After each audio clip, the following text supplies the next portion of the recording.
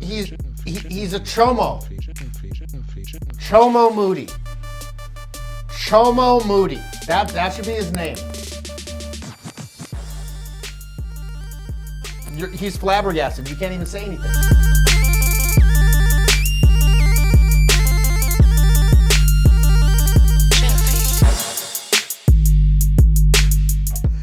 Hey, what up, proverbial boy? Here with yet another installment in the Jeffy Reacts series.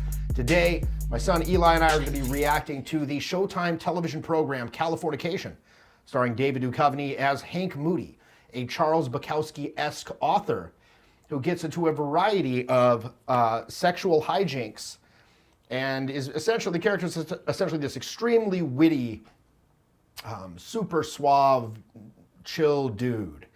Now, I remember watching this when it came out in 2007, and, you know, I was enamored with the show. I loved the character. I remember thinking, wow, this guy's really cool. And so you might be thinking, wow, you know, it makes perfect sense that Jeff would want to review this or react to this program. And it made perfect sense for me too. So, but what I'm curious about is, you know, here we are, it's 2022, and it's been 15 years since that show aired, and I'm curious as to how it will hold up 15 years later. So I'm pretty excited to dig into it. I'm sure you are as well. Oh, yes. Oh, yes, he says. Okay, so, and you've never seen the program, have you? No. He's never seen the program. Again, he's 22 years old.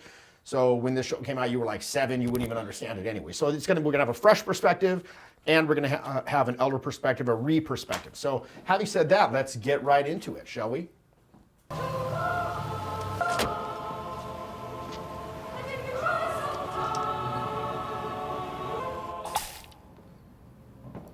Okay, big guy, you and me. My name is Hank.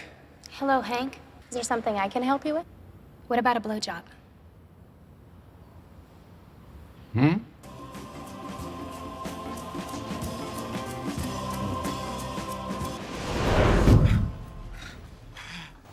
Bad dream? My husband, he's never given me an orgasm. Never?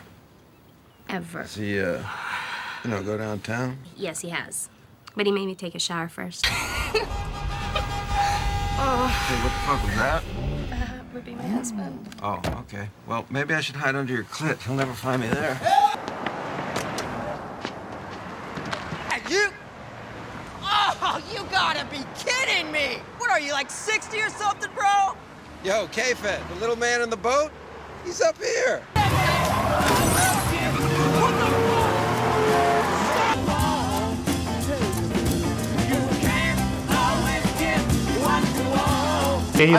Okay, so it's established pretty early here. He's like an irreverent dude. He smokes. He obviously gets drunk. He puts the cigarette out in the holy water. You know, and in fact, when I saw this, I was like, this better be a dream, because otherwise, this is just pure like wish fulfillment. It's just it's a fiction. It's written like porn, but I think we're getting into it. Dream, okay, and so you know he does go down on you. So he is like Brandon to an extent, so that's good. I like that. We get it. He's a player. He's a ne'er-do-well, and a player. Ladies, Daddy's trying out a new look. Dad, Yes? are you mentally insane? Yes, but I'm extremely high functioning. But I would like to invite you two ladies to join me, take your pants off, and come with me to the Pants Off restaurant. I mean, with this, okay, so it's established, you know, he's got this kid, this estranged wife or something like this, and I do like how he explains this away with a minimum of trouble. Yeah. Unenthusiastic so far about this. It's like, yeah, I guess. Can I ask you something? Anything, my love. Why is there a naked lady in your bedroom? There's no hair on her vagina. Do you think she's okay? I'll check. What are you doing? Oh, hi. I thought I'd surprise you. You surprised my daughter. I'm so sorry. I mean... 12-year-old finds naked slut in Dad's bedroom. Oh, she mentioned that, huh? Yes, she mentioned that. We're so lucky that I don't take away the little custody you do have. You know, Bill tried to convince... Bill? Don't start, okay? You started when you cheated on me. I never cheated on you. Never. You're out there sticking your dick in anything that moves, trying to get back at me, which is fine. So they're establishing the character. He's essentially the player with the heart of gold. That's what they're trying to position this guy as. Player with the heart of gold. Previously, he never did anything untoward. But now that he's, separated from his love, his baby mama, now he's become this epic hoe bag who's philandering all over town. Now, there is an element of truth to this, I believe. Like my buddy, he was married for like 10 years and he would always like give me grief. He's like, "Oh, Jeff, my therapist says that you're so promiscuous and you have problems and you need to rein this in, and sex is in the driver's seat and you should really go to therapy." I'm like, why the hell does your therapist know about me? He's like, those were dark times when we were hanging out, dark times. And to be fair, they were pretty dark, but, and I saw a coffee mug that I really liked. It's like, someone's therapist knows all about you. And I guess it's true. But then this guy, he ended up getting divorced, and lo and behold, he's the biggest hoe bag of all now. Like literally, he's like the biggest hoe bag I know. So, I mean, I guess this is kind of a real archetype to an extent. You have this gift, you have this incredible talent, and you're just flushing it down the toilet. You are right. I need help. I do. I need you, baby. No. I'm getting married. What? He asked, and I said yes. I love him. No, you don't. Yes, I do. You don't. I do. You do Yes, not. I do. You don't. I do. You don't. Yes, I do. He's everything you said you never wanted. He's not the guy for you. I can see that. How do you know that? Because I know you. Don't I get some saying this? No. Are you sure? Because it seems like I should. Maybe. By the way, I do like that where he's like, do I get to say this? She's like, no, well, it seems like I should, maybe. He's very like persistent. He's written as very like frame control, basically. Like he's just like, no, maybe I should. Like, and it's comical. It's like sort of whimsical comedy. It's always like this sort of tongue-in-cheek, but maybe I could. Right? He's never. Yeah, it's lighthearted. It's not like this serious. He's never butthurt. I think that's one of the biggest things of the character. He remains very unflappable in the face of those things. It just comes back with like a humorous retort. Even when it's a pretty serious situation, like his baby mom, his wife. Especially when it's a serious situation. Best of luck in all your future endeavors. Oh, thank you. Yeah. Don't forget to let me know where you're registered. Oh, that's so sweet. And don't let the door hit you on your soon-to-be huge ass on the way out. So I think that, again, he really sort of embodies what I call a cocky dick, right? I'm always telling students, like, you are like this nice, harmless little fellow right now. You need to be more of like a cocky dick. Not mean-spirited like some asshole, but kind of, again, just sort of like cocky. It's good-natured, but he's, again, kind of cocky and kind of a dick, right? That's much more effective or much more memorable, really. I mean, these guys go up, they try to be these milquitoast little guys, and there's just nothing about them that's interesting at all. It's just not interesting. Furthermore, it's not communicating any sort of confidence. Now, if you go up and you're bold and you're like, I'm the shit, this narcissist, like, again, clearly this character, he believes at a certain level he's a piece of shit. Like, I think that, and I'm beginning to recall like the characterization more, he's not like happy with himself. He's not like a narcissist. He's just like, again, this is another example, much like Brandon, of like a somewhat wounded individual who's kind of like acting out in certain ways. But on some level, he does think he's above everyone. Yeah, on a Well, yes, certain level. no. On a certain level, he does think that he's better than everyone else because he's like intelligent. Like, again, as the character's written, he's like an intelligent character. And he's wittier than other people, and he has the ability to kind of run verbal circles around people. So he does think he's better than other people, but at the same time, it's like, what do they call that? Like, not Dunning-Kruger effect. What's the opposite of Dunning-Kruger effect? Imposter syndrome? Imposter syndrome, yeah. I don't think he believes he's a good author, a good writer, but like, he thinks as a person, he's like a worthless piece of shit, right? And so I think on a certain level, people like, they respond to that like, oh, I can fix him. I'm the one that will fix him. That's a very real phenomenon, by the way. I've benefited from that tremendously in my life. My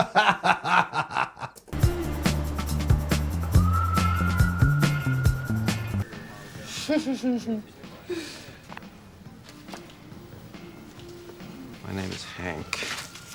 I know. Mia. Nice to meet you, Mia. Likewise. So you're like this, famous writer, huh? Hardly. More like a one-hit wonder.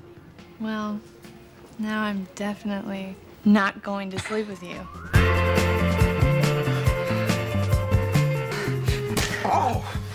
I don't even know what to say to this. I don't even know how to respond to this. Okay, well, let's take it from the beginning. Well, so it started out somewhat like, I guess you could say cool and realistic. Like the girl's rating his work. Cool and realistic. I like how we're viewing this just through the lens of plausibility.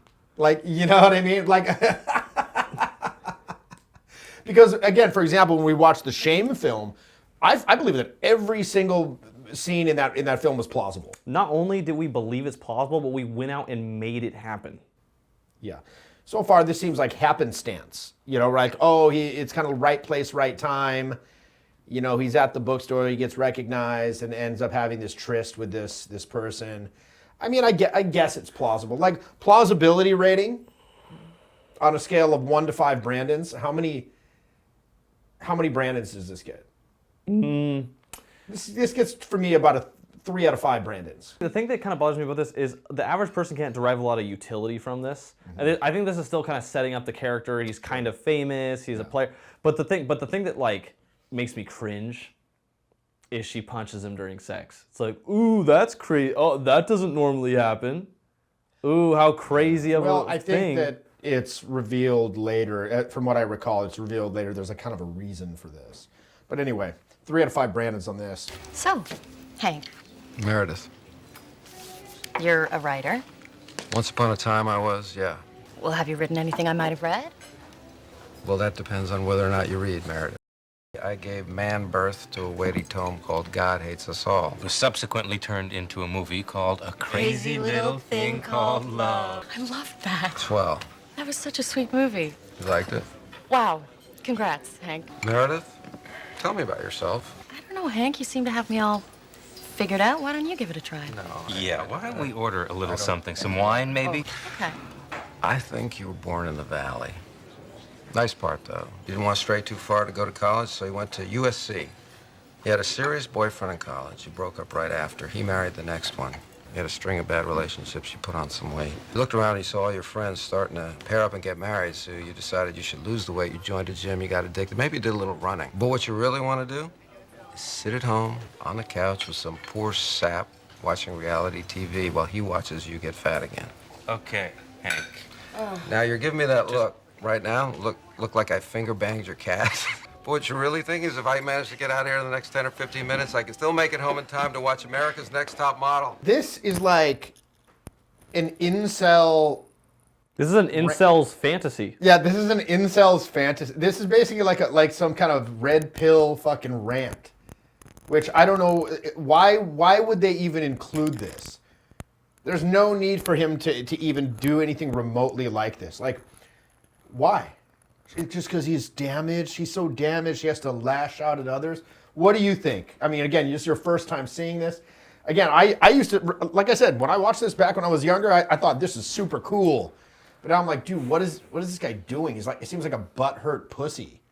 Like, what do you think? Well, they're trying to establish the character, right? Like the manager and the other girl are like, oh, no, don't have him, like, what, cold read you?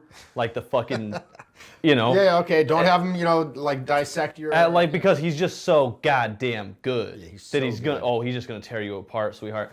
Like, wait, this is massively fucking unrealistic. He doesn't even get 1 Brandon here. This is massively Zero Brandons. massively Zero fucking Brandons, unrealistic. dude. Oh, because he's just eliciting this crazy emotional response by cold reading her so well. Wow. This is literally like an incel's fantasy to be like, oh, to hurt so some badass. woman with some badass cold read with like little witty, oh, this and that, I know this about, it's unrealistic for one. All it's missing is him saying, butthurt. you're gonna hit the wall, roasty. You hit the wall, roasty. Your ovaries done dried up. Yeah, roasty. And him saying, like today he would, if this was written today, he would definitely incorporate the term roasty. I don't know what that is. And as well you shouldn't. Don't investigate. But anyway, so, yeah, you were saying, sorry. I don't even know. He's supposed to be this cool player, but he's also damaged, so he's gonna be a dick Lash to out, this yeah, woman for no lash reason. out for no reason. Oh, he's incredibly smart. To be fair, she did like the movie, which he despises. Like he feels the movie is a complete bastardization of his labor of love that he had written. You know, again, the book was called God Hates Us All. They made it into a crazy little thing called Love, which is really hammer over the head. Like, but yeah. So, but again. But before she said, "Oh, I love the movie," he's like, she's just trying to be nice. Well, but before she even said that, he's like, "Well, that depends. Do you read Meredith?" Oh, I gave man birth to a giant. Like you wouldn't zero Brandon. Like if you're this badass writer who wrote this badass book, you do not need to brag yourself up by being like, oh yeah, have you read it? Like kind of shit. It's like, oh yeah, I wrote this Charles book. Bukowski wouldn't do that. He would never do that. Or maybe he would. Let's say we had had a fucking student on boot camp who tried to like cold read this deep into some chick and like said like 7 things about her. We'd be like, dude, this comes across as like trying to impress or some shit. This is dumb. Stop doing this. We would advise against this. We would definitely, like, yo, whatever that was, you don't do that. Even if it was nice.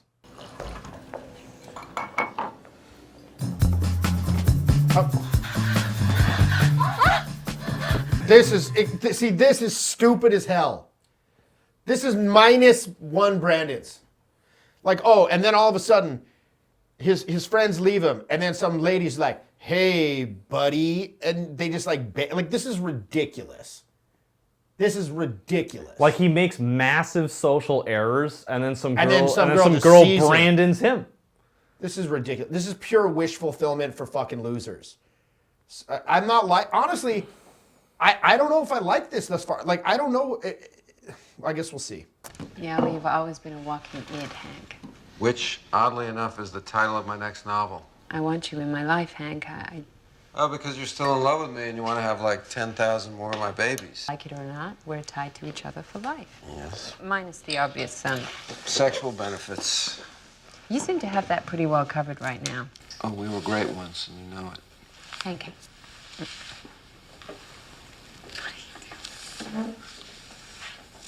Marry me. Don't marry him. Marry me. Hank, don't fuck with me. I'm not fucking with you. I don't work without you. Oh, I get it. You want your muse back. You'll save me, and I'll save you.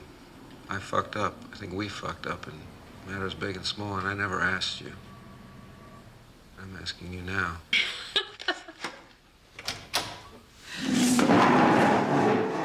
So sorry. You okay? Yeah. This is Mia, Bill's daughter, and this is Hank. I do recognize you. Oh. Yeah, sure I do. No. From your book. What happened to your eye? Well, you should see the other guy. I hope she doesn't press charges. Well, whatever. I'm off to bed. Good night. It was nice to meet you, Hank. She seems nice. She is. She's great. She's a good kid. How old might she be? She's 16. 16. So he's a chomo. Chomo Moody. Chomo Moody. That should be his name. He's flabbergasted. You can't even say anything. So, like Chomo Moody. The way this is written, I don't know who wrote. I'm not gonna like this is the first episode. I'm gonna give them the benefit of the doubt. He's this player dude who's still in love with blah blah blah blah. But we live kind of like these robust dating lives. This is like if we had one of our friends tell us, oh dude, it was crazy, bro. Met this girl at the mall or bookstore or whatever. She ended up being 16. She was joking about pressing charges. We'd be like, don't fucking tell us. Like, we're like, yeah, this is not cool. If you showed up and you told me, I met this girl at the mall and it turns out she's 16 and she's like my baby mama's whatever fiance's daughter, I'd be like, yo, I don't want to know anything about. This isn't a cool story. Don't fucking tell me this. Yeah, this is all in this fucking show is like, oh, look how crazy, oh, cool guy, look how crazy I this don't is. think it's supposed to be cool. But it's supposed to be like his wacky sex adventures I of don't a know. like. It's not that wacky. He's a chomo. Chomo Moody.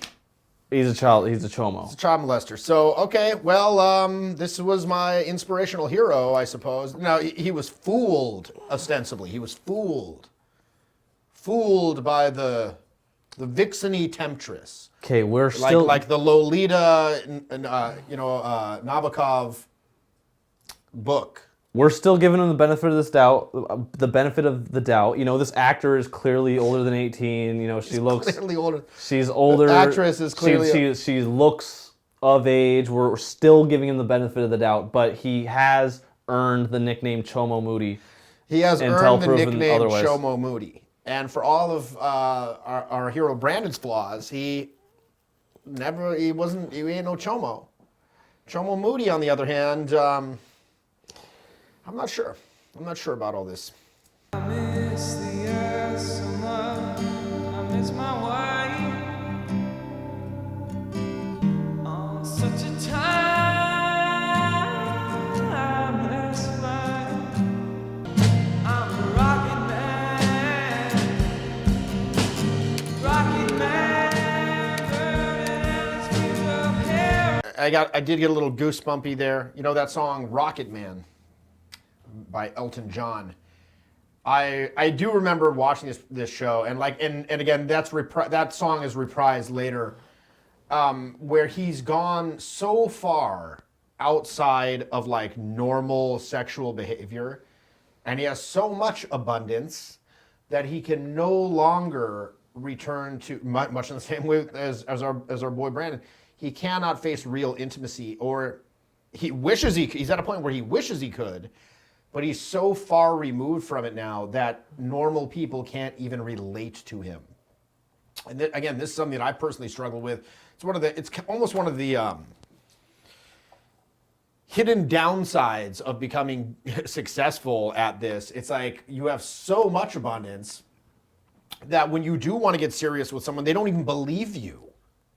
They don't even believe in high quality problems, but I can definitely relate to this. And it does feel like you are this spaceman. You know, I'm a rocket man burning out my fuse up here alone. And you as a youngster, you know, you probably like, I wish I could feel that way. But it's like, it can be a bit of a double-edged sword. I can definitely say that. You know, because like I said, I blew like many great relationships with totally wonderful people, like who, you know, one in particular, this girl, she would have been like the perfect wife, you know, the one that became the meme. Oh yeah. Yeah, like I mean that girl, like it was cool until I got the van, and she's not stupid. She knows what the van is for, and I thought I was like, oh, I'm like Dexter living this double life. I can hide my change of clothes in the van, and I'll come back smelling fresh as a daisy. It's like she knows what the goddamn van is for, and then it was only a matter of time before, you know, some incontrovertible evidence was discovered of my, you know, indiscretions, and she was so hurt, you know, so hurt, because she believed that I was a faithful person, and then she left, and then a couple years later she found some like basically the polar opposite of me, which is very similar to this damn thing. Like you'll see the fiance, as he refers to him as a dial tone, the same thing. It's like this some like out of shape like lawyer provider guy, like who, as far as I'm aware, like from what I can tell, like I occasionally like see her on like social media or whatever. She seems, you know, totally happy with this person. But you know, I talked to my buddy Owen about this subsequently, and he's like, you know what? If I had a daughter, which he doesn't, he has 3 sons. Kind of an interesting dynamic for Owen. But anyway, so he's like, if I had a daughter, you know, I'd like her to date like the fun party guy, and then find the provider chode. Like, I'd like her to have those fun experiences with that person. And then I would think that was totally great. You know, as I show up for like family, like Christmas vacation with them in Cancun with my like scarified arm. And they're like this traditional like trad family, like, you know, and they're like, what the hell is this guy, dude? Who the fuck is this guy? Fuck is this? Yeah, and then now they're like, I see her like the vacation. Oh, well, now they're with the lawyer chode. So, yeah, I mean, I think it's going to be a long, long time. till touchdown brings me round again to find. I'm not the man they think I am at home. Oh, no, no, no. I'm a rocket man, burning out my fuse up here alone.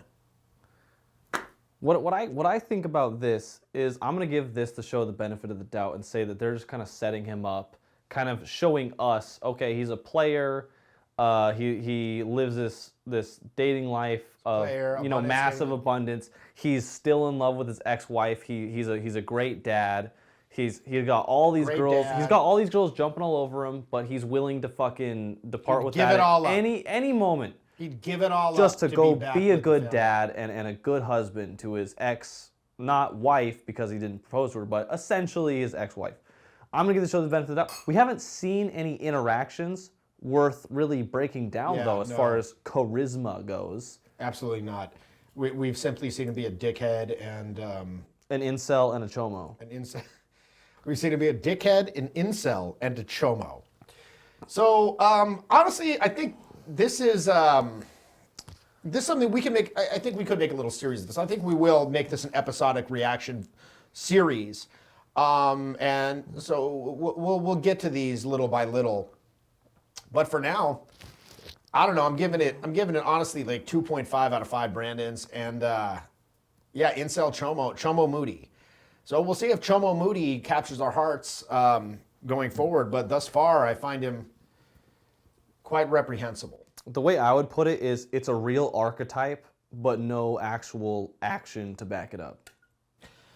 I'm going to reserve judgment, but I'm almost at the level where I'm like, I can't even believe that I thought this was cool.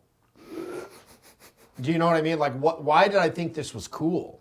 That's what I was thinking during like watching this. Yeah, because I was like, damn, this was cool. I remember you're like, yeah, this guy's a fucking player. He's like me. Yeah, I loved this. He's like me.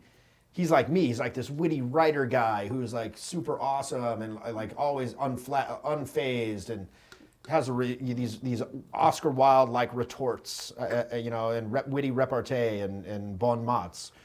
But now in retrospect, fucking chomo. And because like when I was watching this, you were like, yeah, he's a cool player. He's like me. We should watch this. And I was like, dude, if I would have seen you do some of these things, I would have been like, dude, would you fucking smoke meth before we went out? Why are you doing and saying these things? I don't know. Well, that wraps it up for the pilot of Californication. Meet Eli and myself back next time as we dive a little deeper and see if this chomo is redeemable. Jeffy.